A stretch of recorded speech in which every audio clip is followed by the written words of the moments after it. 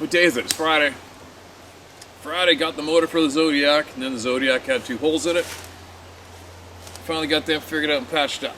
So, had to go to Nanaimo and back, ran into people the entire way. Every single stop we went to, somebody recognized us from YouTube and being interested in this topic. Interesting. Ran into a guy, a couple young guys who are working at a place called Kildonan. If you want to Google that up.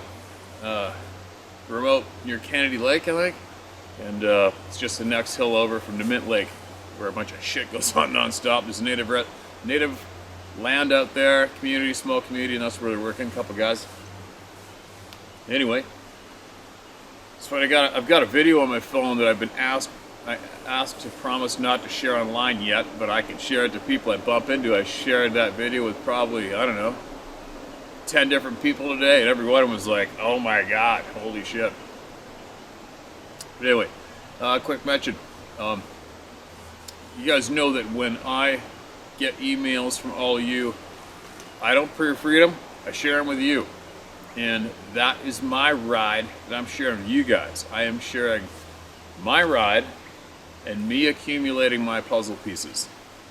And I take from it what I will or I leave it. But I rarely say to all you guys, oh, that was a crock of shit, I don't believe that. I never do. Because it doesn't matter it doesn't matter, as far as I'm concerned, it should not matter to you if I believe something or not. It shouldn't. Every one of us is on our own ride. Every single one of us is putting together our own puzzle piece, right? And what was it, that guy sent the pictures of the apparent dead aliens shot. I don't know shit about those pictures. Do I give a shit about the pictures? Not really. But I emailed them in, asked me to share, so I shared away with you guys and said, hey, anybody know anything about these pictures? And I'm sure a bunch of people chimed in the comment section below. I know I got a couple emails saying those are dummies and paintballers, or dummies somewhere, and whatever. Okay, cool. That's what it is. There you go. But I shared it with you guys, right? It's not like I am in charge and I am in control. I'm not. We're all here together, we're all equal, and we all get to see the same shit that hits the inbox. Got it? There's a lot of people out there, I've been emailed a few times, you're so gullible, you believe everything. I've never said what I believe or not. Ever. I don't need to.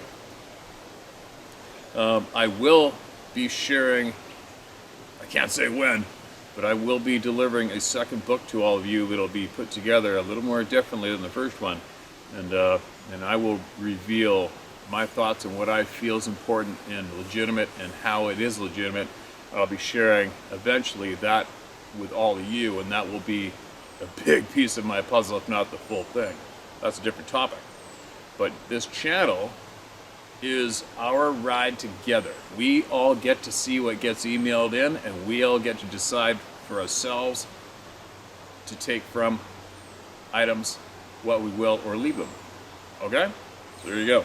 And I've definitely had a whole pile of emails that I knew right away this absolute waste of time to share with you guys, and that got chopped out during editing, or else I get chopped out and go halfway through an email and think, oh my god, what is this? Damn, and then I gotta delete it. But that's when it's extreme, right?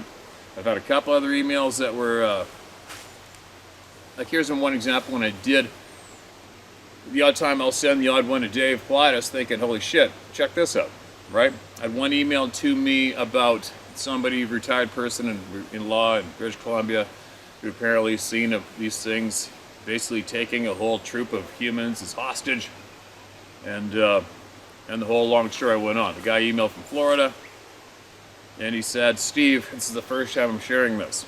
Meanwhile, the exact same email was shared over a month and a half previous on another channel. So that was like me and Dave agreed that was a bad stroke for legitimacy of that one. And also Dave also added in all the years and all the investigating he did, which he investigates. He never once came across anybody who had been harmed or disappeared directly via the Sasquatch, Sabe, bush people, right? So there you go. So I opted out on sharing that email here. But for me, my gut said no, and for me, when somebody addresses me as Steve in the email and says, this is the first time I've decided to share this, and meanwhile, he already did that with somebody else on another channel a month and a half earlier. Strike.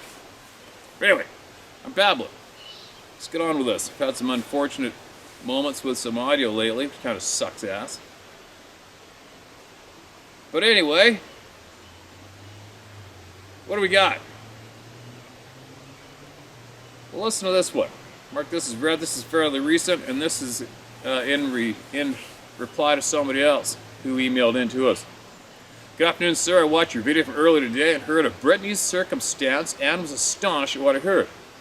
Listening to her email, it has all the hallmarks of a spiritual adoption by the Kushtaka, Tlingit tribe, Nant'ina, Den-Ena tribe, Ureyuli, Eskimos of Southwest Country, or Bawis, also Bukwas, Kwakwakas, Sonequa tribe, or of course Seskets or Sasquatch from the Confederation Salish and Kootenai tribes.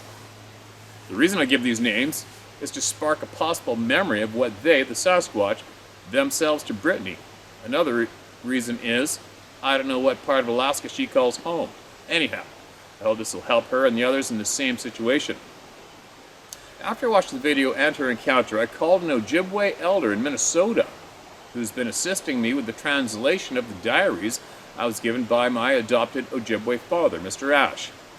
This elder is 92 years old and one of the sweetest women I've ever had the pleasure to call my friend.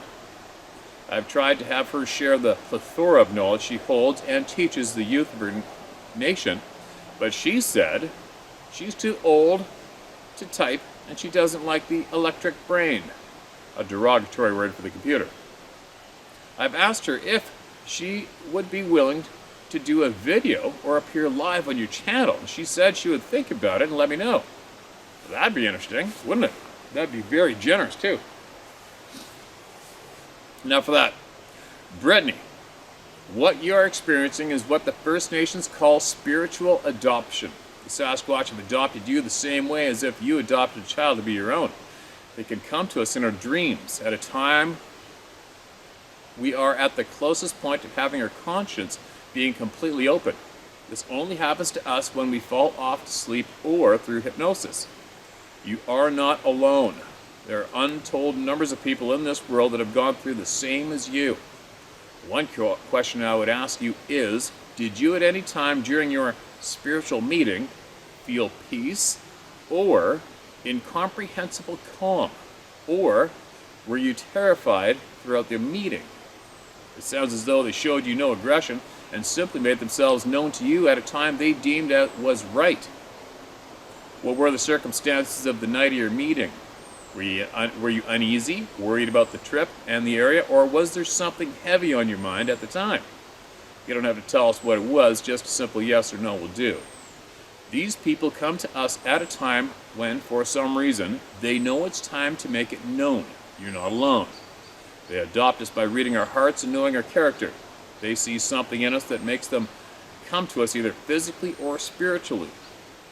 You made note that you and others heard the yell or the roar of an individual coming toward you though you didn't see him/her. That may have been when your adopted family members decided they needed to make it known to you of their presence. The low growl you heard from the window you described as purr-like. That has been described by hundreds of people throughout Canada and the States. As it was told to me through the elder, imagine a family member, a new family member at that, looking at you and a sign of, Since you weren't screaming at you, they weren't aggressive to you by coming through the window, which they can do easily. Tells me it was a form of, I'm here. As you went to sleep and had your meeting, did you feel peace, wonder, or fear? If it was fear, did it subside? What you described was a first meeting between family members, showing you how they live as common narrative given by many who have had the same experience as you. The elder was surprised to hear of the golden hue around the eyes of the Sasquatch you first saw. Gold, in indigenous spirituality is a metaphor for purity, strength, goodness, and well-being. That was shown to you because of a characteristic, humble heart, or it could be they wanted you to be at peace for what was yet to come. When you meet the mother and daughter of, and the daughter tells you, we are the same as you. And as Steve has mentioned, the many have heard, we are all the same. This has a deep and profound meaning. My heritage is Lakota and Cherokee. My father's father, my grandfather, was Cherokee. My grandmother was Hunkpapa, Lakota. My mother was Cherokee, Eastern Band, and Irish. Our family names have been recorded on governmental identification scrolls and documents dating back to the early 1800s, though I have tracked my family and on my mother's side 23 generations, and on my father's side of the family 19 generations. It was a genealogical journey that took me 12 years to complete.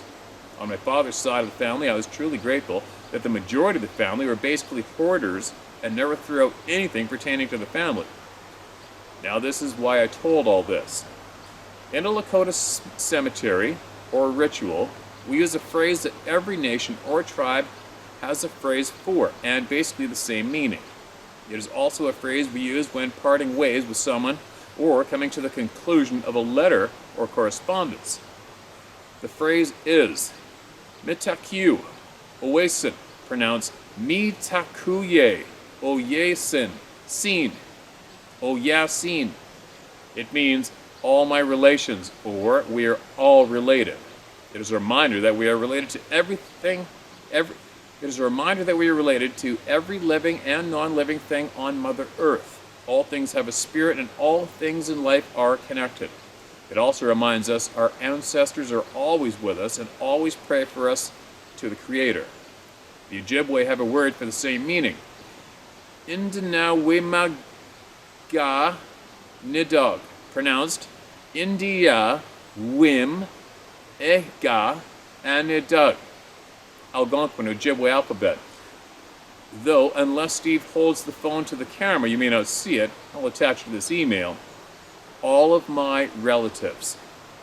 The elder, after hearing you say, the daughter Sasquatch told you, we are the same as you, said she was greeting you and telling you, you are family. As far as being adopted, and they let you see them and actually have a spiritual conversation, which I guarantee won't be the last time it happens. They will always be with you no matter where you go. You, 9 times out of 10, you'll never know they're there. It's that 1/10 of the time they make themselves known to you that could make the interaction a warning, sharing knowledge, and to help you in a time of great need. The elders speak of the Sasquatch having a power to touch our souls. Some have even described it as stealing our souls for a short time and returning it to us in what has been described as a wave of energy. As far as how they do it, that's one of the great mysteries they hold. Don't pay any attention to all the theories. That's all they are, theories, no facts. As my grandfather would say, theories are like assholes, some are bigger than others. The elder's advice to you is, find a medicine man or a woman, some tribes call them shaman, in the area of Alaska you live in, and bring a gift of tobacco and sage for your meeting. Be humble and honest while speaking to them about your situation. I will warn you, they can see bullshit from 100 miles away, but one glance into your eyes, they'll know you are sincere in your search for knowledge. No doubt, I agree with that one all the way.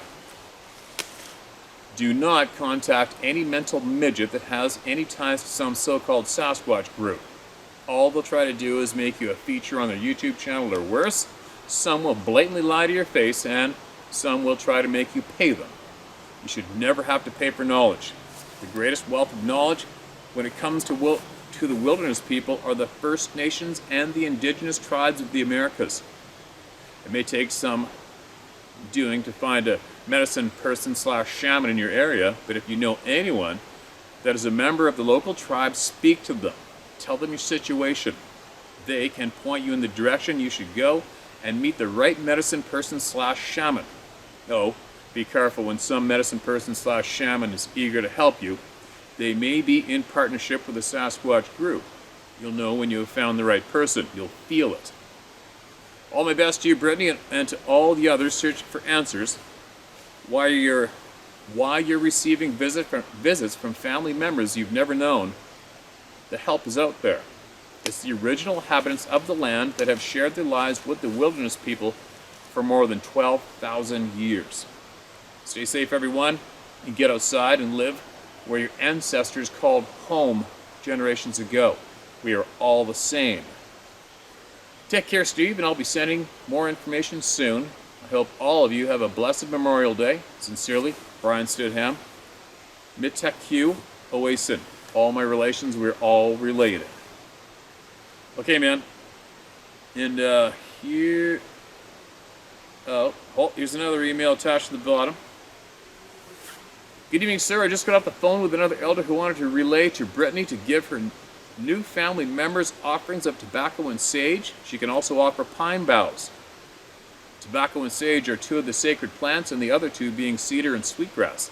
The pine boughs are used as bedding, as related in the old stories. If they accept the offerings, she'll know that she definitely has an extended family. That's all for now until my phone rings again. Sincerely, Brian Stidham. Gotcha, Brian. Absolutely appreciate that, man. And I will show the First Nations alphabet here. I think it should work. And that is the figures in the middle. I think that's focus, right? All right, there we go. Bam. Oops. How's that for some interesting knowledge? Right? Obviously, there's going to be a bunch of people. Man, I would say a bunch. There's probably a small amount of people are sitting here watching this thinking they're being entertained or something. They might say, that was a good one, or that was a bad one. Or maybe shake their head in disbelief and shun it all together, but who cares? You're going to have to take from that what you will or leave it, right? But I have a feeling that Mr. Ash's diaries are sharing a shit pile of very valuable knowledge. Very valuable knowledge has been kicked aside by the people who are considered to be somewhat in control today. It's a crazy ride. It's a crazy ride. So appreciate your time, Brian. So appreciate it. The time that you take to share with everybody through me is really, really, it's just such a generous gift, man. Absolutely appreciate it. Let me get one more share out here. Well, okay, what's this? This looks like 2 emails or something. And I'm going to move off to another location. It's getting late in the evening. It's going to get dark soon. It's cold out. Read my email and seems part somehow did make it. The 2 uncles were at the old cabin at the back of the ranch. It was abandoned, and Gramps had opened one wall so the horses could use it as a shelter, which, by the way, all his kids were forbidden to play. Gramps told us it was too dangerous. It might fall on us. I'd never been to it at this point. Anyhow, Unks ran into the house right past me, Dad, Bro, and Grandpa. Soon the rest of the clan showed up from the different directions. Gramps sent all us kids inside. I heard him ask Dad to help him pen the pigs and chickens. As soon as they finished, we left for home. Well, after years went by, I seen the Patty movie. One time at the ranch, I asked Aunt Martha if she wanted to take me to the cabin so I could see it. She said, okay, but we'll have to walk because the horses would get really spooked back there. We headed out, and after about a half-hour hike, we made it. The cabin was in really good shape. So I said, Martha, why did Gramps tell us it was dangerous? She said that Grandpa thought some of the kids were smoking and whatever. He didn't want it to burn down. It was about half full of old hay and debris, so after a few minutes the gloomy feeling set in and we left.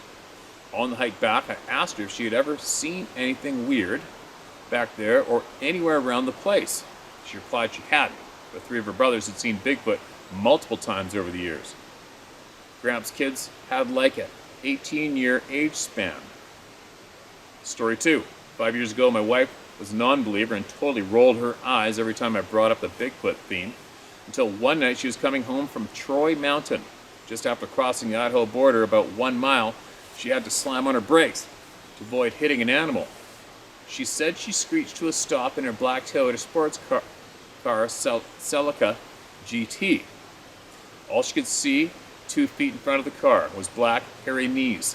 When she looked up through the sunroof, there were 2 red glowing eyes looking straight down at her.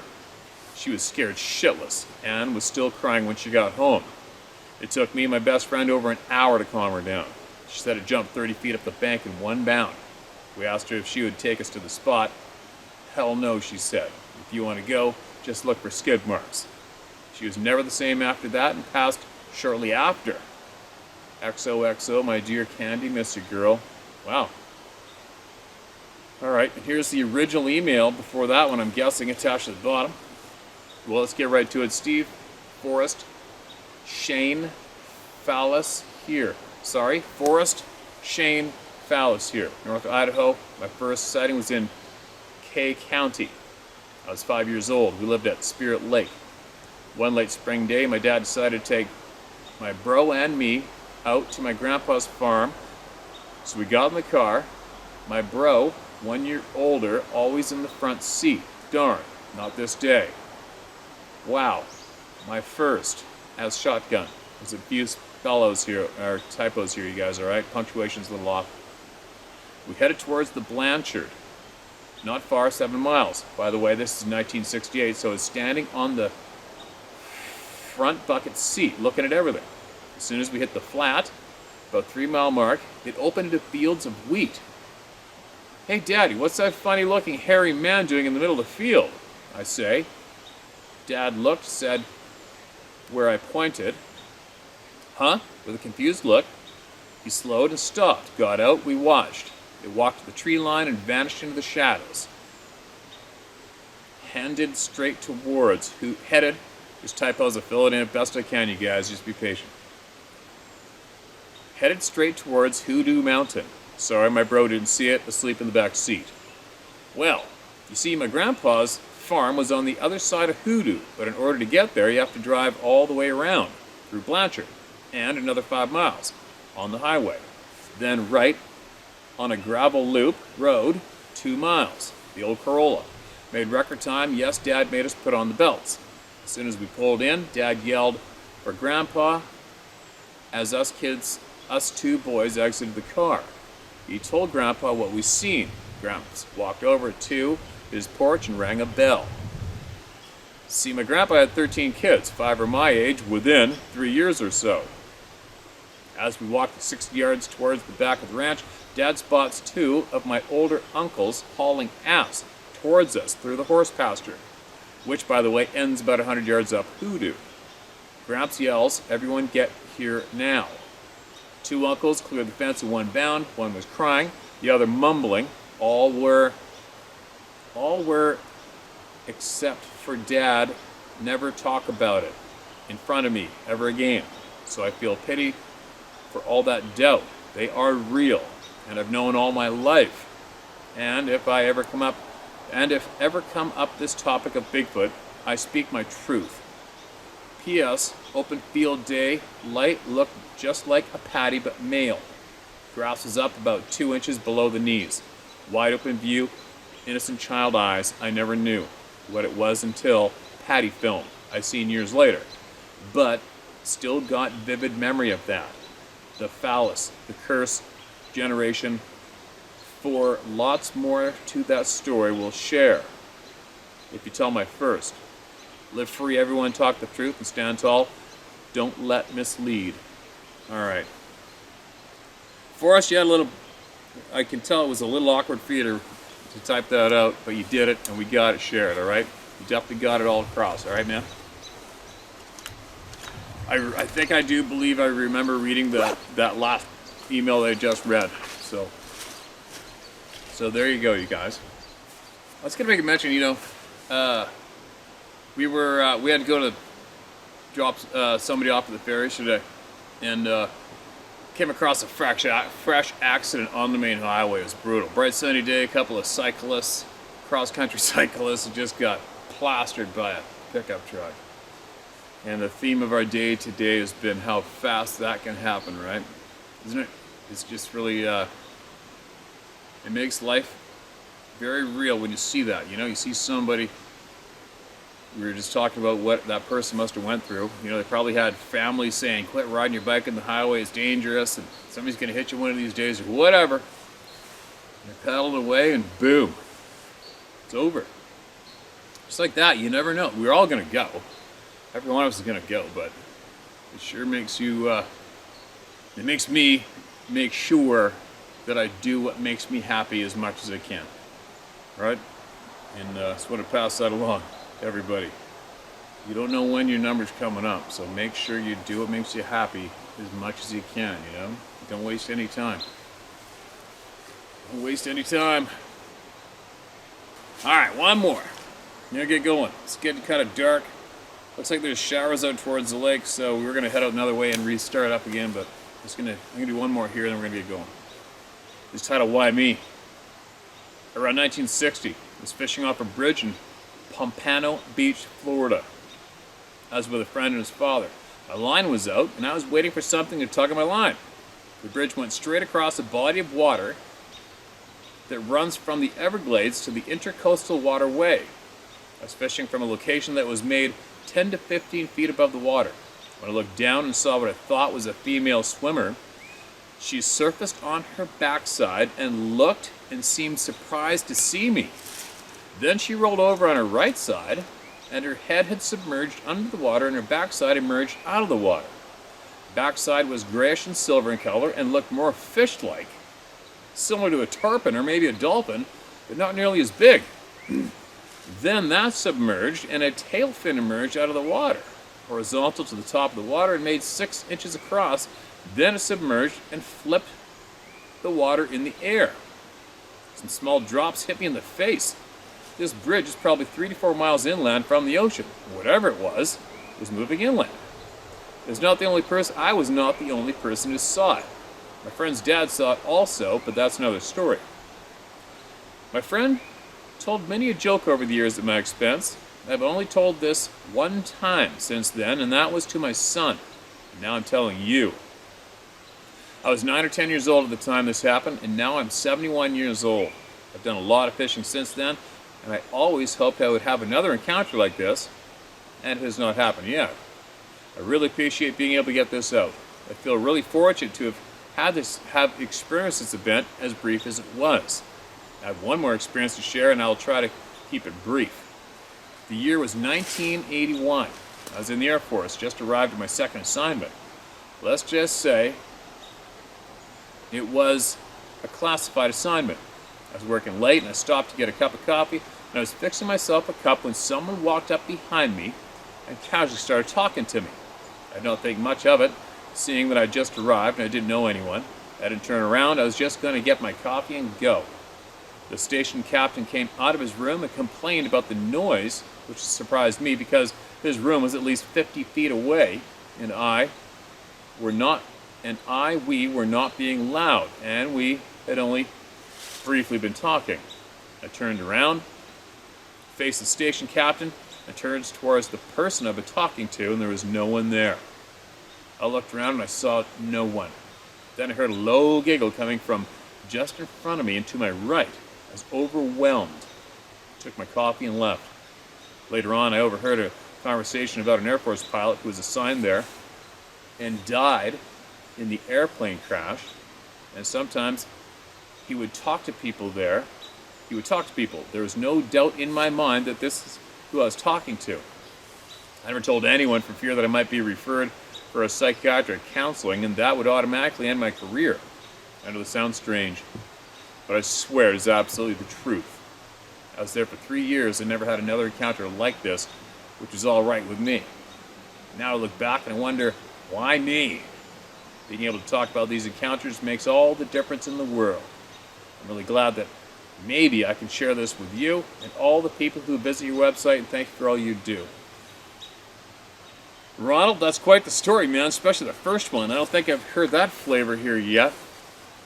But like you say, somebody else saw it, and if somebody else saw that, they're probably here listening to everybody's testimonies here for sure, right? They're probably here. So, if anybody out there has seen something similar that was just described in this 71-year-old man's share with us, well, comment in the comment section below or email it in to me and I'll share it with the people. If you feel it's important, it may help somebody, alright? No matter how crazy it is, I mean, let's face it, just the fact that we're here is crazy enough. Hard enough to believe. The shit that's going on the planet due to us is hard to believe. The people we allow to be in control is really hard to believe. So, who's to say whether or not these stories have happened or not? But anyway, take from it what you will or leave it. But more importantly, if you have seen something similar to what was just described in this email, and comment about it in the comment section below, or you can email me about it and I'll get it shared up with people, alright?